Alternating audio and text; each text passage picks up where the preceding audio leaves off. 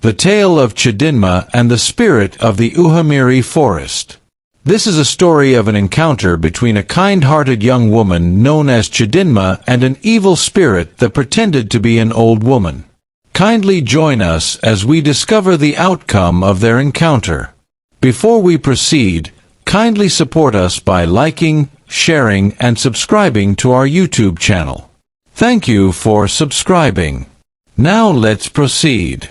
In the land of Allah Igbo, nestled between the rolling hills and surrounded by lush farmlands, there was a small village called Umun.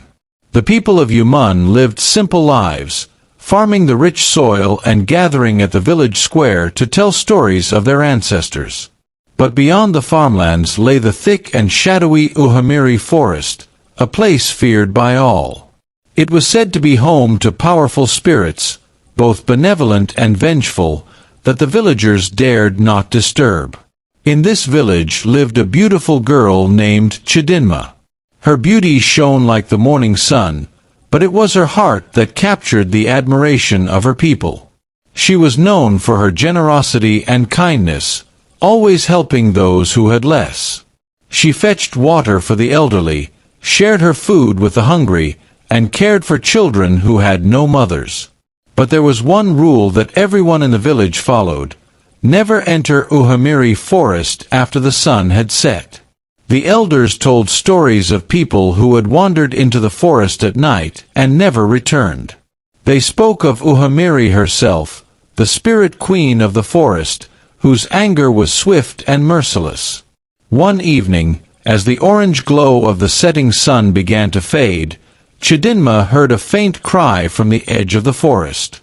Curious and concerned, she rushed toward the sound and found an old woman sitting beneath a towering iroko tree. The woman was hunched over, her clothes tattered and her hair as white as the morning mist. "My daughter," the old woman called weakly, "please, help me. I am hungry and lost." Chidinma's heart ached for the old woman, and she knelt beside her. "Mama, come with me to the village. I will give you food and a place to rest." But the old woman shook her head slowly. "I cannot leave the forest," she whispered, her voice trembling. "I am trapped by a curse. If you would help me, you must go into the heart of Uhamiri Forest and retrieve something that will free me." Chidinma's heart skipped a beat.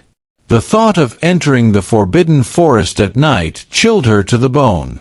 But how could she refuse a helpless old woman? Her desire to help those in need was stronger than her fear. "What must I do?" Chidinma asked. The old woman pointed deeper into the forest.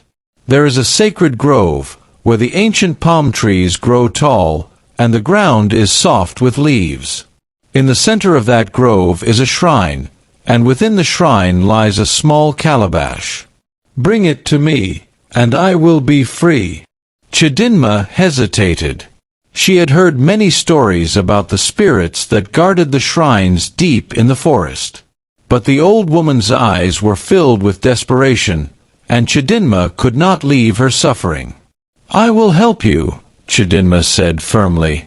With those words, she stepped into the forest, her heart pounding in her chest. The deeper she went, the thicker the trees became, and the moonlight barely pierced the canopy above.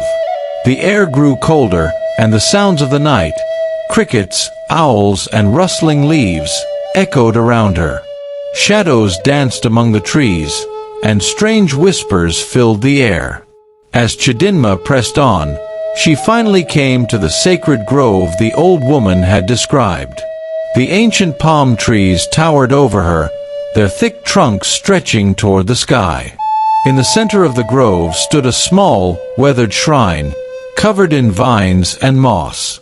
The shrine seemed untouched by time, as though it had been waiting for her arrival. Chidinma approached cautiously. Inside the shrine was the calabash, its surface smooth and glowing faintly in the dim light. As she reached out to take it, a cold wind swept through the grove, and the ground beneath her feet began to tremble. "Who dares disturb the shrine of Uhamiri?" a voice boomed from the shadows. Chidinma froze. Out of the darkness, a figure appeared. It was a tall woman with flowing white robes and skin as dark as the night. Her eyes glowed like embers, and her long hair billowed in the wind like the branches of the palm trees. "Why have you come here?" Uhamiri demanded. "This shrine is sacred, and none may touch what lies within." Chidinma's voice trembled, but she spoke bravely. "Great Spirit, I do not seek to offend. I was asked by an old woman at the edge of the forest to retrieve this calabash. She said she is cursed and cannot leave the forest without it." Uhamiri's eyes narrowed, and she let out a soft, chilling laugh. "The old woman is no victim. She is a spirit bound to this forest for her misdeeds. She seeks to trick you into freeing her, but she is not what she seems."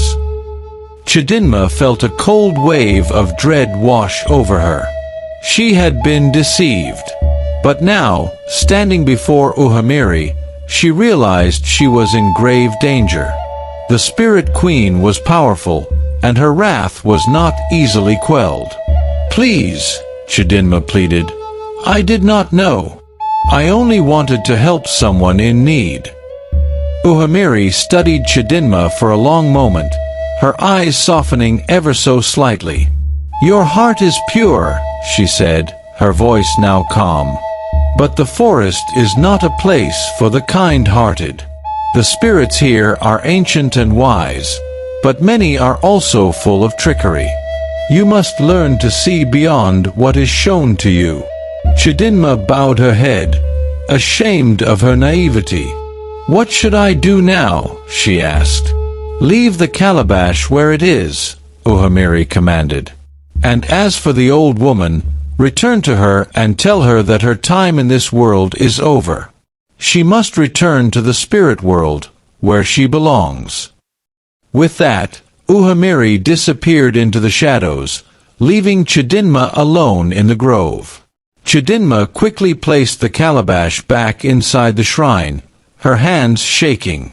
She turned and hurried back through the forest, guided by the faint light of the moon that now pierced the trees. When she reached the edge of the forest, the old woman was waiting for her. But something was different. Her eyes were no longer full of desperation, but of anger. "Where is the calabash?" the old woman hissed. Her voice was no longer weak, but harsh and cold. "I will not give it to you," Chidinma said firmly. "Your time in this world has ended. You must return to the spirit world." The old woman let out a terrible scream, and her form began to change.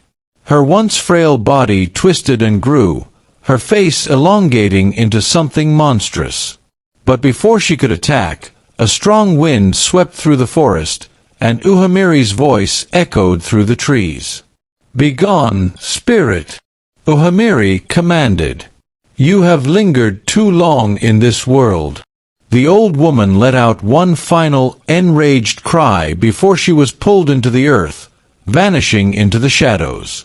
The forest fell silent, and Chidinma was left standing alone beneath the towering Irako tree. She breathed a sigh of relief, grateful for Uhamiri's protection. Slowly, she made her way back to the village.